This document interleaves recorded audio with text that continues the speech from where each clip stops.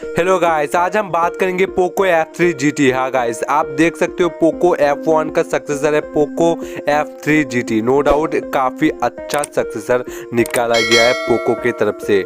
तो फिर चलिए शुरू किया जाए। अब पोको के इस फ़ोन के अंदर क्या क्या प्रॉब्लम्स देखने के लिए मिलता है और क्या क्या कमी देखने के लिए मिलता है, ये फ़ोन लेना चाहिए या नहीं लेना चाहिए। तो फिर इस फ़ोन के अंदर प्रॉन्स या कॉन्स के बारे में आज बताऊँगा, क्या अच्छी बात है। तो फिर वीडियो को स्टार्ट किया जाए।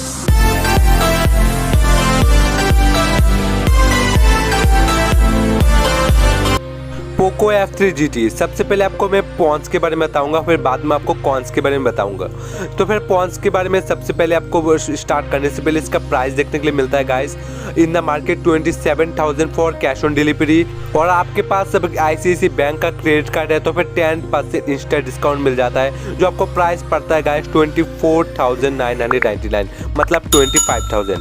और 25,000 की स्मार्टफोन के अंदर एक फुल्ली गेमिंग प्रोसेसर देखने के लिए मिलता है, एक Dimensity 1200, और इसका परफॉर्मेंस काफ़ी अच्छा देखने के लिए मिलता है। अंडर 30,000 के अंदर गाइस गेमिंग एक्सपीरियंस आपको इस फ़ोन जैसा गाइस आपको कहीं भी नहीं मिलेंगे गाइस, क्योंकि अभी तक लॉन्च ही नहीं हुआ है इस फ़ोन जैसा।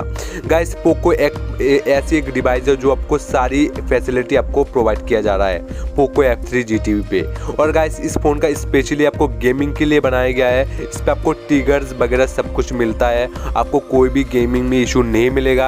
और सबसे बड़ी बैटरी के बारे में बात करूँ तो फिर इसमें पोको ने कोई भी कमी देखने के लिए नहीं मिलती पोको की तरफ से। एक 5000 mAh का बैटरी देखने के लिए मिलता है, नो डाउट काफ़ी बड़ा बैटरी देखने के लिए मिलता है। और इसका चार्जिंग जो स्पीड देखने के लिए मिलता है सबसे कमाल का चार्जिंग स्पीड देखने के लिए मिलता है। इन द बॉक्स गाइस आपको 67 वाट का टर्बो फास्ट चार्जर देखने के लिए मिलता है, जो मेरे हिसाब से गाइस GT में सबसे एक बिग सक्सेसर है। और गाइस काफ़ी अच्छा गेमिंग एक्सपीरियंस आपको देखने के लिए मिलता है इस फ़ोन के अंदर, जो आपको तूफानी लाएगा। और गाइस इस फ़ोन का प्रोटेक्शन के बारे में बात करूँ तो फिर बहुत ही अच्छा प्रोटेक्शन देखने के लिए मिलता है इस फ़ोन के अंदर, गोरिल्ला ग्लास 5 देखने के लिए मिलता है। अब मैं बताऊंगा इस फ़ोन का सबसे बड़ा बिग प्रॉब्लम्स के बारे में, जो आपको ये फ़ोन नहीं लेना चाहिए। तो फिर गाइस प्लीज़ वीडियो पे बने रहिए, क्योंकि ये वीडियो काफ़ी इंटरेस्टिंग वीडियो होने वाला है। तो फिर मेन प्रॉब्लम है गाइस डिस्प्ले के बारे में बात करूँ, नो डाउट इसमें काफ़ी अच्छा डिस्प्ले देखने के लिए मिलता है। एक 6.67 इंच का full HD plus AMOLED display देखने के लिए मिलता है। तो कमी तो नहीं देखने के लिए मिलता है, लेकिन छोटा सा मिस्टेक पोको ने कर दिया है, जो इस फ़ोन के अंदर आपको इन डिस्प्ले एक्सपीरियंस आपको देखने के लिए नहीं मिलता है। जो इन डिस्प्ले एक्सपीरियंस आपको इस फ़ोन के अंदर सबसे बड़ा माइनस पॉइंट लगता है गाइस। और गाइस इस फ़ोन के अंदर आपको एक साइड माउंटेन फिंगरप्रिंट देखने के लिए मिलता है, जो इस फ़ोन का सबसे बड़ा मुझे मेन प्रॉब्लम लगता है। क्योंकि गाइस इसका डिस्प्ले बहुत ही अच्छा कैपेबल है इन डिस्प्ले फिंगरप्रिंट के लिए, लेकिन इसमें आपको पोको प्रोवाइड नहीं करता है।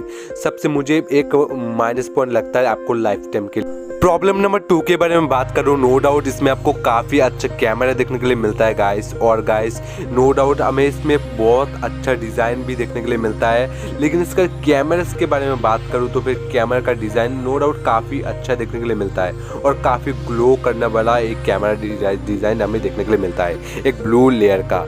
तो फिर गाइस इसका कैमरा में कमी क्या है?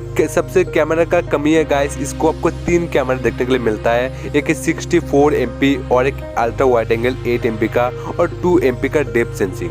हाँ गाइस 2 MP का डेप्थ सेंसिंग मुझे कुछ खास नहीं लगता है, क्योंकि इतना आपको पिक्चर्स नहीं क्लिक कर सकता है। 2 MP इतना भी बहुत ही अच्छा फोटोज़ आपको नहीं क्लिक करके दे सकता है इसका। और एक इसमें आपको जो एक माइनस पॉइंट लगता है गाइस, इस पर एक कैमरा मिसिंग है गाइस, जो आपको सबसे कमी देखने के लिए मिलता है, वो एक डेप्थ सेंसिंग कैमरा। एक सॉफ्टवेयर के थ्रू आपको ऑप्टिमाइज करता है ये डेप्थ सेंसिंग कैमरा। कैमरे के मामले में इस फ़ोन का थोड़ा सा माइनस पॉइंट देखने के लिए मिलता है। और गाइस नेक्स्ट माइनस पॉइंट के बारे में बात करूँ तो फिर इसका कैमरा। गाइस कैमरा जो हमें सेल्फी कैमरा देखने के लिए मिलता है, नो डाउट हमें 16 मेगापिक्सल का एक सेल्फी कैमरा मिलता है और काफ़ी अच्छा है, लेकिन एक 32 कैमरा देखने के लिए मिलता था, तो फिर बहुत ही अच्छा और थोड़ा सा बेटर हो सकता था। इसका कैमरा गाइस एक 16 मेगापिक्सल इतना भी खास नहीं है, लेकिन एक 32 होता तो फिर बेटर पिक्चर आपको क्लिक कर सकता था।